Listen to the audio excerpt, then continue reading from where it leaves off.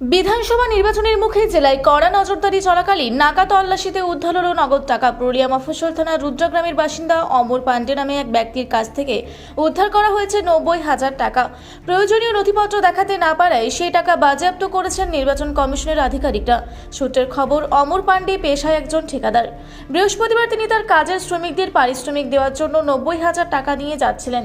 সেই সময় নির্বাচন কমিশনের বিশেষ নজরদারি দল এবং পুলিশের যৌথ নাকা তল্লাশি চলছিল। অমরবাবুর গাড়িটি আটক করে তল্লাশি চালানো হলে এই বিপুল পরিমাণ নগদ টাকা উদ্ধার হয়। নির্বাচন কমিশনের নিয়ম অনুযায়ী বর্তমানে নগদ টাকা বহনের ক্ষেত্রে নির্দিষ্ট সীমা এবং বৈধ নথিপত্র থাকা বাধ্যতামূলক। কিন্তু ঘটনাস্থলে অমরবাবু ওই টাকার সপক্ষে কোনো জুৎসই প্রমাণ বা প্রয়োজনীয় কাগজপত্র দেখাতে পারেননি। এরপরেই কমিশনের আধিকারিকরা নিয়ম মেনে পুরো টাকাটি সিজ করেন।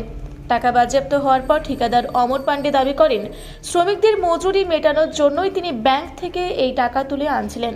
হঠাৎ নাকা চেকিংয়ের মুখে পড়ে তিনি অপ্রস্তুত হয়ে যান এবং সেই মুহূর্তে সমস্ত নথি পেশ করতে পারেননি।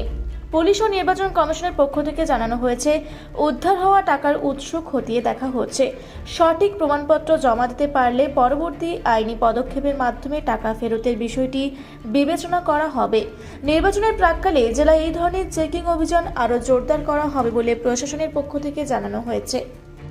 পুরুলিয়া থেকে শেফালী মাহাতোর রিপোর্ট, রূপসী বাংলা মিডিয়া। আপনারা দেখছেন রূপসী বাংলা মিডিয়া। এখন একটা ছোট্ট বিরতি, ফিরে আসছি বিরতির পর। পুরুলিয়ায় পাত্রপাত্রী যোগাযোগের একমাত্র বিশ্বস্ত প্রতিষ্ঠান বিবাহ পরিচয়।